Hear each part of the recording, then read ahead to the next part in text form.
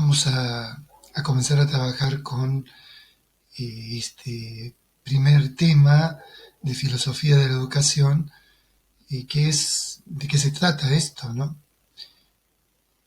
Lo hacemos a partir de este libro de filosofía de la educación, Pensar para educar, de Jorge Noro, con el cual estamos trabajando, ¿eh?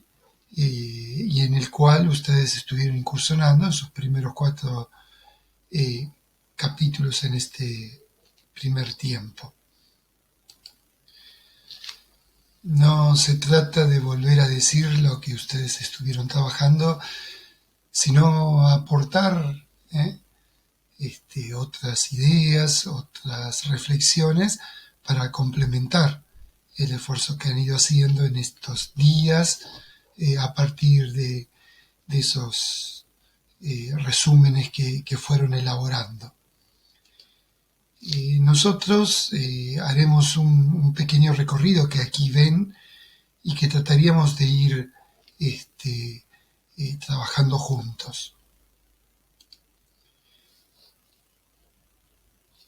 Tenemos que comprender en un primer momento que no hay educación posible sin filosofía. Y tratar de entender entonces dónde está el aporte específico de la filosofía en el campo de la educación. Como también es verdad que la educación hace su aporte específico a la filosofía. Bueno, eso es lo que tratamos de descubrir para situarnos en este caminito que queremos hacer en estos meses. Primer elemento que trataremos de reflexionar, el tema del pensamiento y de la educación. Filosofía trata de descubrir siempre qué es lo que hay detrás, cuál es la trama oculta de lo que se presenta como pensamiento, de lo que vamos mirando en la sociedad, de lo que va sucediendo en nuestra vida, de lo que va sucediendo en la vida de los otros, y entonces amor, felicidad, muerte, sociedad, todos son temas a los cuales la filosofía trata de abordar y aportar su reflexión. Enseñar a pensar, que es lo que trataremos de hacer como educadores, presupone que quien enseña tiene esta capacidad desarrollada. ¿Cómo puedo enseñar a pensar a otros si yo no sé hacerlo? Y la filosofía es el arte de pensar. Y cuando uno trata de estudiar o desarrollar su propia capacidad filosófica, se trata de aprender a pensar, aprender a argumentar, aprender a reflexionar. Esa puesta en marcha del pensamiento es una tarea compleja que nosotros tenemos entre manos. Es muy fácil hacer que los otros repitan. Es muy difícil que el otro pueda pensar por sí mismo. Y nosotros tenemos mucho que ver en esta tarea. Porque si el profesor da a entender que tenés que repetir, que tenés que volver a decir lo que él dijo, cohíbe tu capacidad de desarrollar por ti mismo el pensamiento. ¿Qué significa instalar el pensamiento? Significa instalar el disenso, instalar que está bien que el otro piense diferente de vos, que está bien preguntar, que está bien sospechar, que está bien criticar, que está bien usar la palabra. Nosotros estamos demasiado acostumbrados en nuestro país a un Boca River permanente, la famosa grieta. Si no piensa como yo, es mi enemigo, te saco de mi vista, no corresponde, es un desastre. ¿Por qué? ¿Por qué? La filosofía quiere instalar en mi corazón que tengo que recibir, tengo que aprender a escuchar, tengo que abrir mi mente. ¿Recuerdan lo que decíamos? 3 cosas que solo funcionan si están abiertas: los libros, el paraguas y la mente. No sirven para nada si están cerradas. También la mente. Enseñar a pensar significa reinstalar las preguntas fundamentales de la vida en sociedad, de mi vida personal, de mi vida en relación a la trascendencia, a Dios, al ambiente, al mundo. Todo esto genera preguntas, ¿por qué es que yo tengo que responder? Y no basta la respuesta que el otro da. Lo que funciona es mi respuesta, pero para que haya respuesta tiene que haber pregunta. ¿Mm? Nos hemos ido domesticando y muchas veces nos acostumbramos a respuestas ya armadas, a decir lo que todos dicen, a hacer porque todos hacen. Y nuestro desafío de educadores pasa por otro lado. Enseñar a pensar, por lo tanto, significa volver a formular los por qué. ¿Por qué amar? ¿Por qué buscar la felicidad? ¿Por qué vivo con otros? ¿Por qué tengo que aceptar el otro que es diferente? Avanzamos un poquito. El valor del pensamiento. Nosotros tenemos un regalo, es un regalo que se nos hace. La posibilidad de educar para que nuestros estudiantes desarrollen la capacidad de pensar. Pero esto es posible si nosotros, ya lo dijimos, tenemos desarrollado nosotros mismos la capacidad de pensar. Y esto lo ejercitamos a diario. Se ejercita. A aprender a pensar se aprende pensando. Aprender a manejar, aprender manejando. No escuchando a otro, no mirando un pizarrón, no mirando un video de YouTube.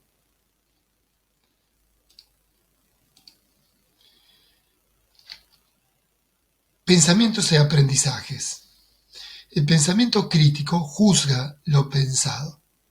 Juzga el contenido de nuestros conocimientos, el contenido de la información que continuamente recibimos. Nuestra época es tremenda por la cantidad de información que tenemos que manejar. Y el problema de recibir tanta información es que no sabemos qué es lo importante y qué no. Por eso, aprender a pensar es a seleccionar información, priorizar la información que vamos recibiendo, ser capaces de criticar, y no porque lo escuché en la tele, menos, no porque lo leí en Wikipedia, no porque lo encontré en YouTube, no porque vi el videíto de TikTok. Eso es así. Pero muchos lo dan por sentado.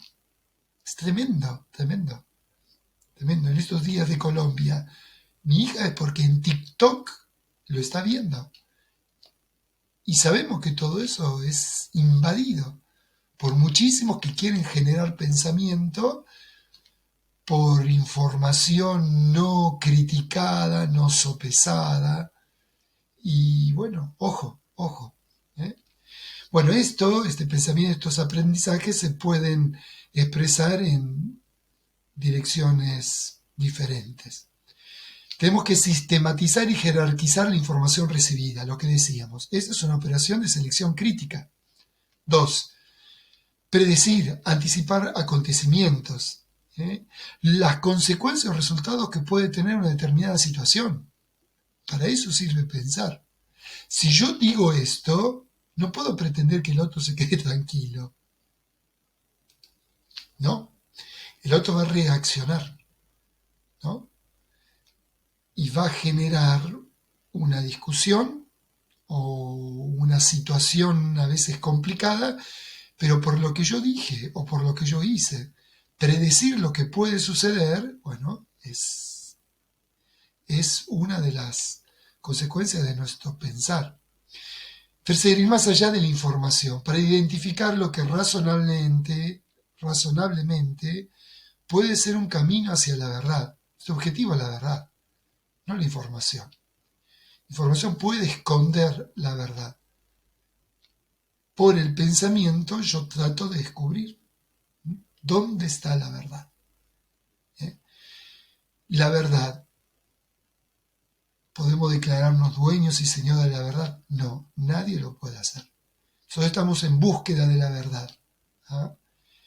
Y existe la verdad, y yo creo que sí. Yo creo que sí, pero hay quienes niegan la existencia de la verdad. Y hay tantas verdades como personas. No, yo creo que existe la verdad.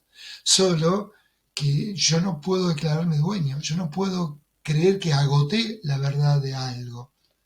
Para ello, para profundizar esa verdad, para aproximarme más de esa verdad, preciso de los otros, porque los otros con sus puntos de vista, con su mirada diferente, me ayudan a aproximarme mejor, más profundamente de esa verdad que anhelo, que estoy buscando.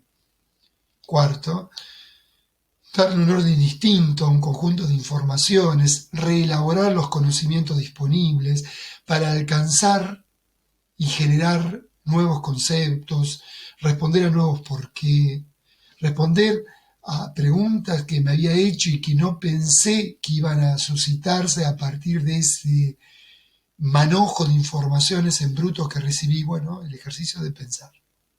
Y todo esto es aprendizaje. Y todo esto es posibilidad de conocimiento nueva. El pensamiento supone y exige libertad y autonomía. Si en cualquier estructura social el pensamiento se impone, si no hay lugar para el disenso, si reina un solo pensamiento único y lo instalo porque me votaron, y no afloran o no se dejan surgir alternativas, el pensamiento se vuelve un instrumento de opresión, un instrumento de combate, un instrumento de conquista. La filosofía sirve para no caer en esa trampa. Es una trampa. Nadie se puede declarar dueño de la verdad. Y negar la competencia del otro. Y negar la palabra del otro. Negar el punto de vista del otro. Y es peligrosísimo. Y basta mirar este tiempo que estamos viviendo y van a ver que este peligro acecha permanentemente. Libertad, autonomía. Y como docentes tenemos que suscitar esto. Como educadores tenemos que ayudar a que los muchachos hagan su propio camino y noten y perciban que yo respeto su autonomía, respeto su libertad de pensamiento, de disenso, de pensar diferente, de no estar de acuerdo, de poder dar su opinión y que yo no le voy a caer con un hacha sobre eso que me están ofreciendo como descubrimiento que ellos hicieron. Avanzamos un poquito más. Pensamiento como estructura, como actividad.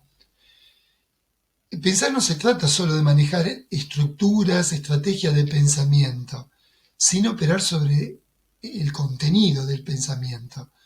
No podemos pensar en blanco, no existe. Pensar en vacío. Pensar siempre es creatividad. Pensar siempre es compromiso. Pensar siempre es un desafío. Enseñar y aprender a pensar, bueno, significa poder disponer de un repertorio rico para poder usar, para poder articular y expresar lo que estoy pensando y hacerme comprender por el otro. Pero al mismo tiempo, tengo que encontrar los lugares en los que ese pensamiento pueda operar, ¿no? Entonces, no puedo decir algo y argumentarlo infantilmente, o argumentar porque sos vos, o porque antes te equivocaste. ¿Qué tiene que ver? Mi hijo se puede haber equivocado ayer, pero no puede decir una verdad. ¿Qué tiene que ver que se haya equivocado ayer con la verdad que me está diciendo hoy? Y estamos demasiado acostumbrados a nuestros representantes muchas veces en el ámbito de la política que se defenestra a la otra persona porque no se puede discutir la idea que el otro está expresando. Entonces, porque sos gordo no vale lo que pensás. ¿Qué tiene que ver? ¿Ven? Entonces, aprender a pensar es aprender a argumentar para poder defender mis ideas. Mandela decía, no me grites, mejorá tus argumentos, porque es una verdad. Vamos a recurrir a la violencia, vamos a recurrir al insulto, vamos a recurrir a la degradación del otro y a acusaciones sin pruebas cuando no puedo combatir lo que el otro expresó. Porque hay una verdad que no sé cómo rebatir. Riesgo y atrevimiento. Pensar es riesgo, porque el otro se me puede enojar. Y hay que atreverse a pensar. Muchas veces nos es mucho más cómodo repetir, ¿no? Copiar. ¿Vieron los resúmenes, los trabajos, las preguntas? ¿No? Y yo me permito aquí una palabrita. Ustedes son como 70, 80. Miren, unos 40 eligieron la misma frase de Paulo Freire y la trataron de explicar con sus palabras. Lo respeté. Es el primer ejercicio que hicieron. A ver, ¿cuánta probabilidad hay que entre 80 personas adultas, como ustedes lo son, todos, sin yo haber puesto ningún criterio de elección posible, elijan una misma frase? Es bastante raro. Pensar crea sensaciones encontradas. Por un lado, la seguridad, porque es mi pensamiento y me representa en lo que yo digo. Y riesgo. El pensamiento propio, que es autónomo, que es creativo, nos deja desnudos frente al otro, sin protección. ¿Vieron cuando te pregunto, ¿y vos qué opinás? Y no quiero opinar. ¿Por qué? Porque me meto en lío. Sin paraguas protector. Y es real que muchas veces estamos solos en esto, cuando pienso por mí mismo. Cuando creo una nueva canción, cuando elijo una música y corro riesgo que al otro no le guste. A mí me gustó, pero al otro no. O elijo determinadas palabras, elaboro una determinada poesía, ¿le tiene que gustar al otro porque me gusta a mí? ¿Y qué hago entonces? ¿Renuncio a lo mío propio y a mi riqueza personal para adecuarme a lo que el otro determine? Es un ejercicio el pensar. Y de tanto ejercitar el pensamiento se levantan las barreras. El otro comienza a aceptar lo que yo digo, se comienza a aceptar mi idea que es diferente. Pensar siempre es crear desequilibrios. Algo similar sucede con la literatura. Las mejores vocaciones terminan naufragando muchas veces en los mares de las interpretaciones, de los marcos teóricos. Romper con lo que está establecido, a nivel musical, aquí hay varios músicos, ¿no? Es molesto, para uno mismo y para los otros. Y esto conlleva muchos riesgos. Bueno, esto es filosofía, ¿no? Es filosofía. Pero es una filosofía en la que yo abro mi mente para recibir al otro, pero expresar lo mío. Y aprender a expresarlo con un pensamiento que se sostiene en base de argumentos, en base de ideas elaboradas, reflexionadas. Creo que ya me lo han escuchado. ¿Y qué va a suceder si no pensás? Otro va a pensar por vos. Es la sociedad en la que vivimos. Otro va a pensar por vos si vos no pensás. Si eso es así para nosotros, imaginen para los chicos. Por eso tenemos que enseñar a pensar. Por eso nuestros muchachos, nuestros chicos, nuestros niños tienen que aprender a pensar.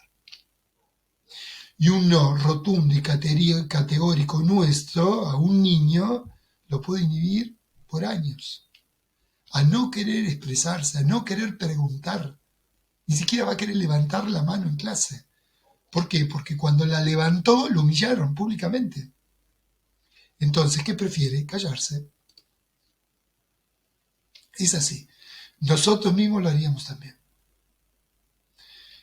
Filosofía de la educación. Ustedes estuvieron reflexionando, trabajando, tratando.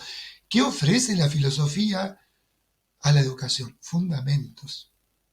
No es la pedagogía, no es la educación la que dice qué es el hombre. No es la filosofía, la educación la que dice qué es el amor. No es la filosofía la que establece qué es el mundo y cómo tiene que ser la relación con lo trascendente. Es la filosofía. No es la psicología. La psicología no tiene respuestas para eso. La psicología me enseña a trabajar mis emociones y a controlarlas y a partir de eso vivir.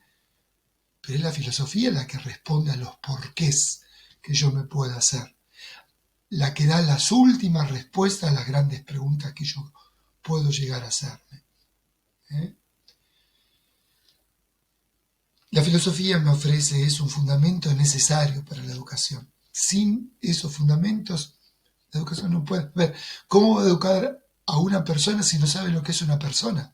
Porque no es la educación que determina qué es la persona, lo determina la filosofía. El educador siempre juega dos frentes, responde a un mandato social y trata de responder a las pautas vigentes, ofreciendo una opción crítica sobre esto. Entonces, en la educación criticamos y al mismo tiempo hacemos todo un esfuerzo de darse cuenta cómo es la sociedad y cómo te podés inserir en ella. Entonces, respondemos un mandato, hay un modelo de sociedad que proponemos al educar, hay un modelo de sociedad que instalamos al educar el tipo de escuela que tenemos, que lamentablemente, lo sabemos, lo vivimos, sus raíces son hace 100 años.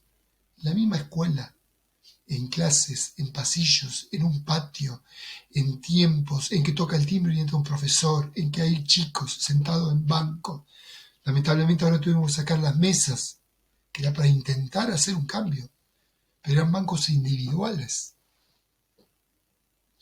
Y se sigue haciendo, Andá a mirar las nuevas escuelas que se construyen en Argentina.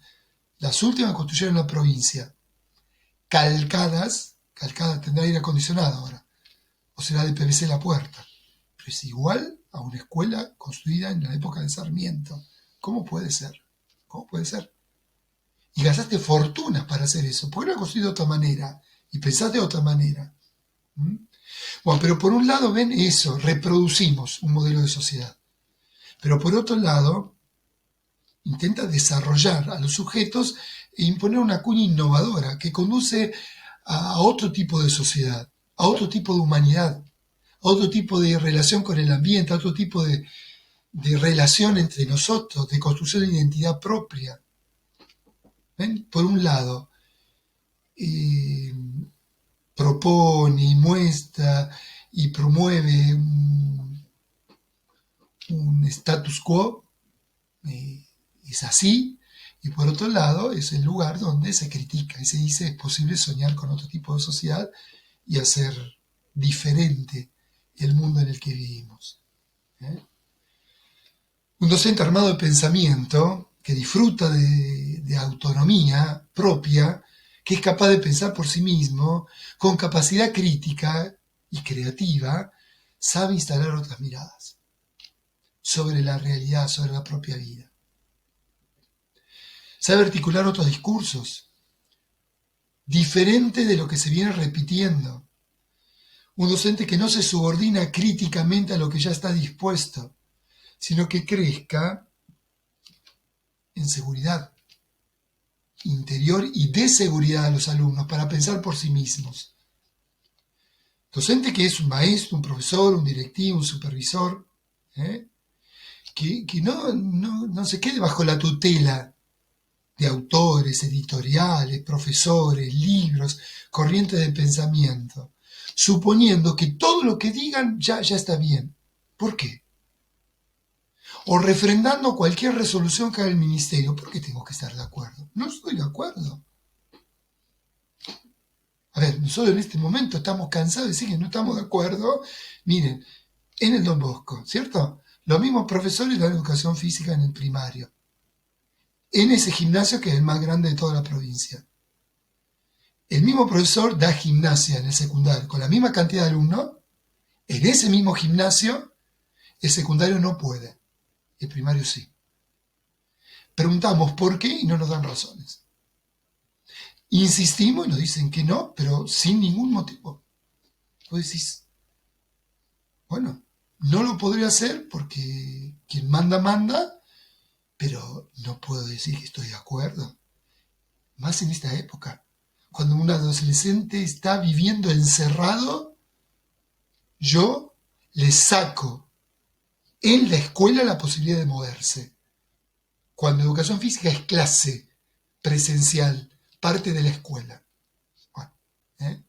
Pero ven, autoridad del sistema, texto, escritores pedagógicos de moda, ¿por qué tengo que adecuarme a lo que ellos dicen?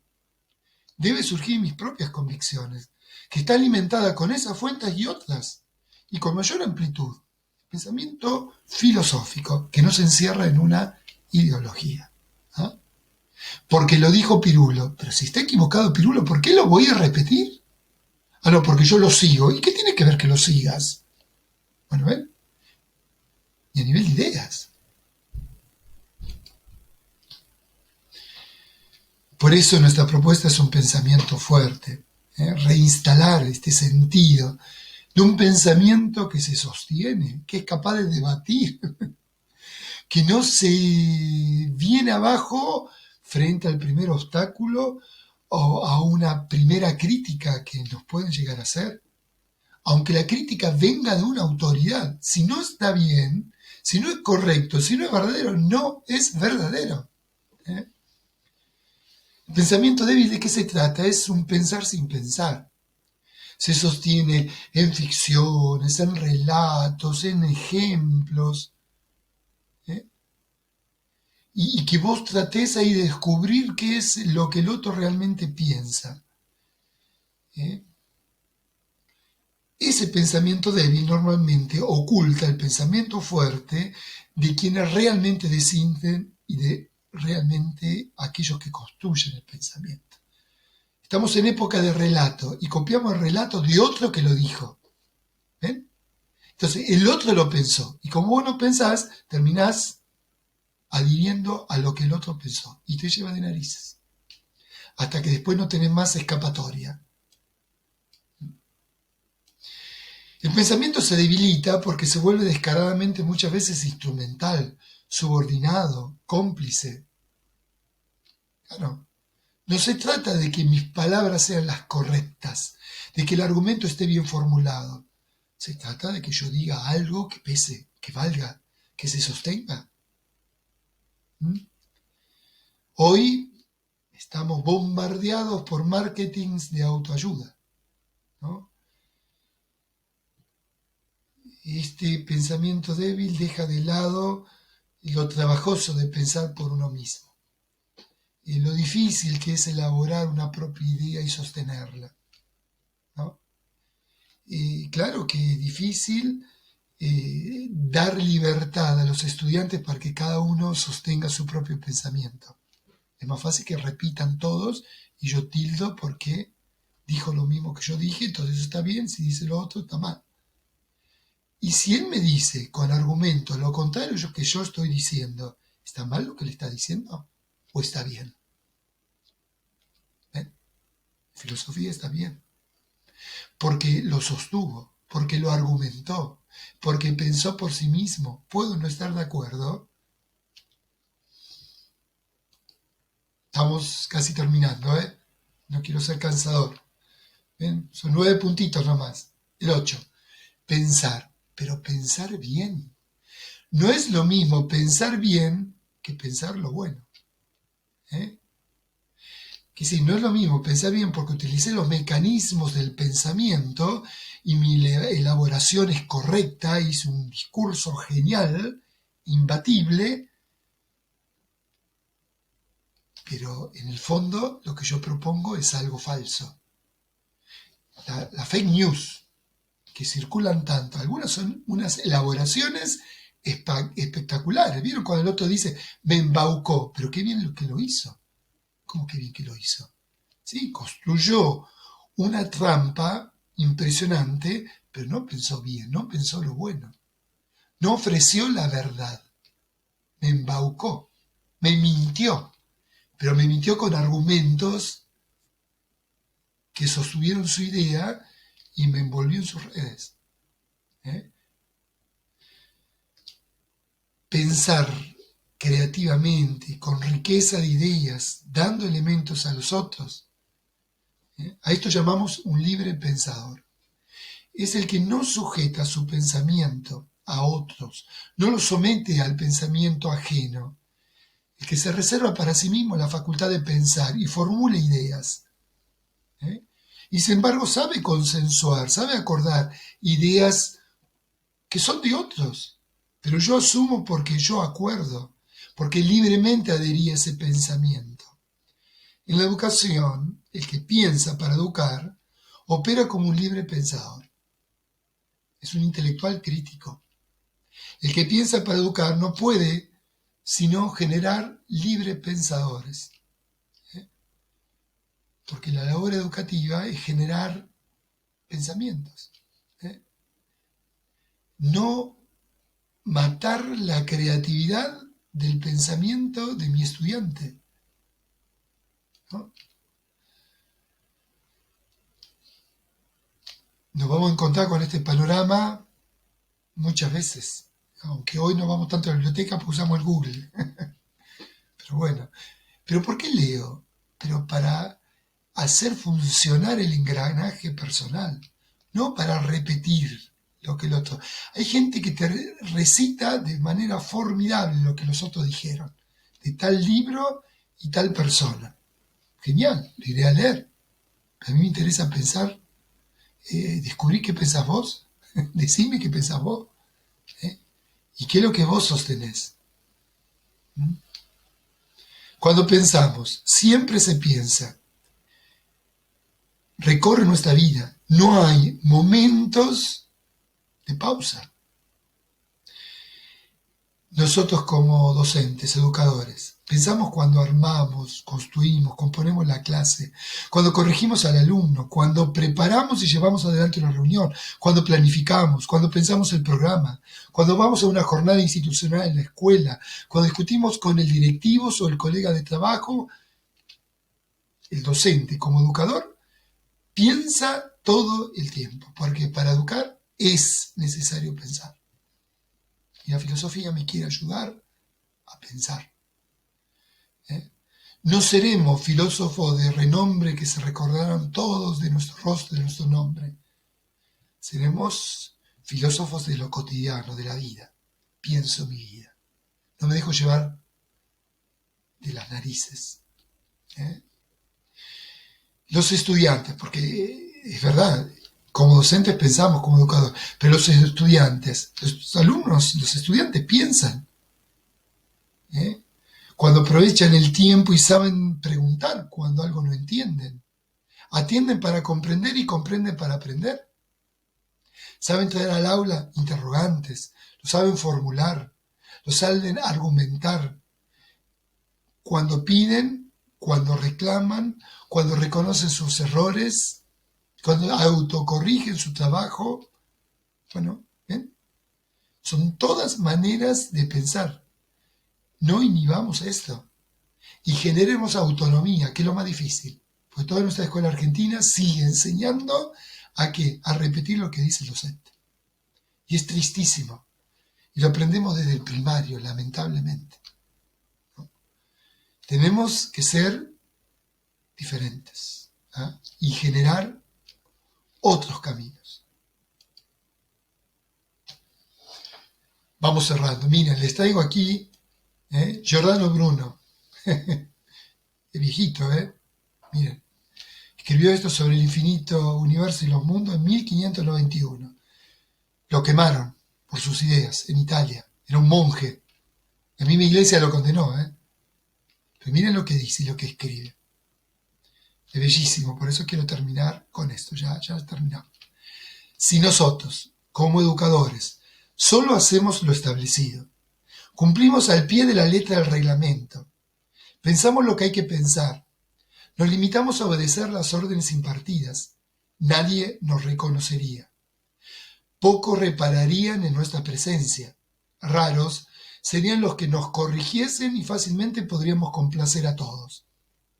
Pero por pretender ser observadores minuciosos de lo que nos rodea, críticos de lo que acontece, indagadores de las palabras y de los hechos, expertos en los hábitos del entendimiento, he aquí que quienes son observados discuten, quienes son criticados protestan, Quienes son indagados se defienden.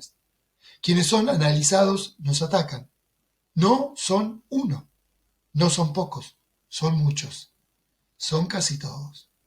Lo cierto es que la causa de todo lo que sucede radica en que no somos como los que se dejan domesticar cobardemente, tentar por pensamientos débiles, sojuzgar por ideas ajenas o adormecer por consignas e imposiciones.